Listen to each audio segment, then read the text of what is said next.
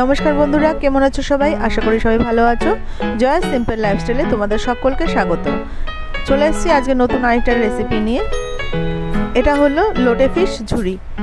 হ্যাঁ, তাহলে দেরি না করে চলো শুরু করি।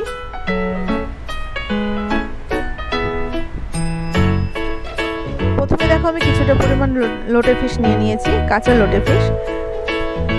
ভালো করে হলুদ লবণ দিয়ে মেখে রেখেছিলাম। তারপরে কড়াইয়ের মধ্যে বেশ খানিকটা পরিমাণ সর্ষের তেল নিয়েছি। তেলটা গরম হতেই মাছগুলোকে আমি এখানে দিয়ে দেব।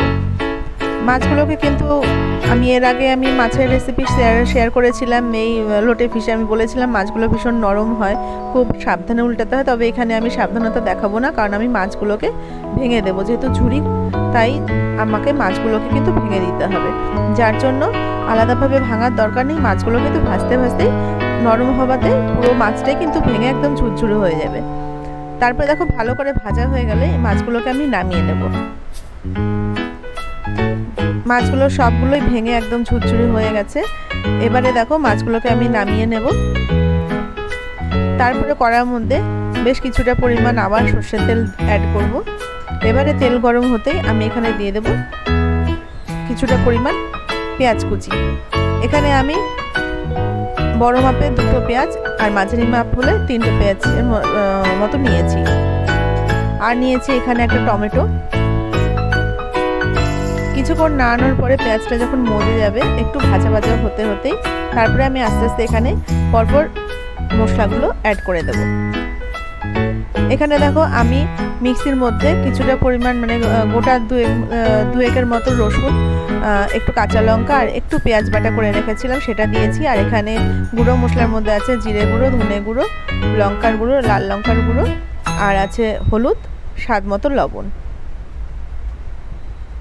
এইসব মাছের রেসিপিতে কিন্তু একটু ঝাল হলে ভালো হয়, যার জন্য তোমরা তোমাদের স্বাদ মতো ঝালটা দেবে। আর এখানে আমি যে মাছটা ভেজে রেখেছিলাম, মাছের কাঁটাগুলো যদি তোমরা বেছে রাখতে পারো তাহলে সব থেকে বেশি ভালো হয়। আর যদি না বাছতে পারো তাতেও কোনো অসুবিধা নেই, তবে বেছে রাখলে ভালো।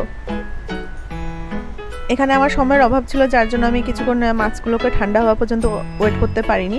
তো তোমরা মাছটা যখন একটু ঠান্ডা হবে তখন অনায়াসে কিন্তু কাঁটাগুলোকে বেছে নিতে পারো। এবারে দেখো আমি যে মশলাগুলো কড়াইতে দিয়েছিলাম, সব মশলাগুলো মোটামুটি ভাজা হয়ে আসছে। এবারে আমি মাছের যে এখানে বেছে রেখেছিলাম কাঁটাগুলো, এই যে দেখতেই পাচ্ছ আমি কাঁটাগুলো ফেলে দিয়েছি। এবারে বাকি মাছগুলোকে আমি এখানে অ্যাড করে দেবো। এই রেসিপিটা কিন্তু গরম ভাতের সাথে বেশ ভালো লাগে খেতে, খুবই টেস্ট হয় খেতে। তোমরা কিন্তু বাড়িতে অবশ্যই ট্রাই করতে পারো। যারা আমার ইউটিউব চ্যানেল থেকে রেসিপিটা দেখছো, তাদের যদি রেসিপিটা ভালো লেগে থাকে তাহলে আমি রিকোয়েস্ট করব যেন আমার চ্যানেলটাকে সাবস্ক্রাইব করে দাও। আর যারা আমার ফেসবুক পেজ থেকে দেখছো, তাদের কাছে আমি রিকোয়েস্ট করব তারা যেন আমার পেজটাকে ফলো করে দাও।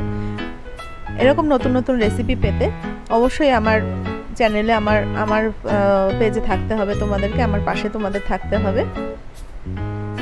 যদি কোনো ভুল ত্রুটি করে থাকি তাহলে অবশ্যই আমাকে কমেন্ট বক্সে জানাতে পারো। একবার হলে বাড়িতে ট্রাই করে দেখো, খুব খুব খুব ভালো লাগে খেতে। রান্নাটা কিন্তু হয়ে এসছে। দেখো ভালো করে মশলাটা আর মাছটা কিন্তু খুব ভালো করে কষাতে হবে একসাথে। তারপরে একটু প্রয়োজন মতো যে বাটিটার মধ্যে আমি মশলাটা করেছিলাম সেই বাটির মধ্যে একটু জল দিয়ে আমি ভালো করে কষিয়ে নিয়েছি। রান্নাটা আমার কমপ্লিট হয়ে গেছে, তেল ছাড়তে শুরু করে দিয়েছে, আমি নামিয়ে নিয়েছি। দেখতেই পাচ্ছ জিভে জল আসছে কিনা। খুব তাড়াতাড়ি নতুন রেসিপি নিয়ে চলে আসবো। ভালো থেকো, সুস্থ থেকো।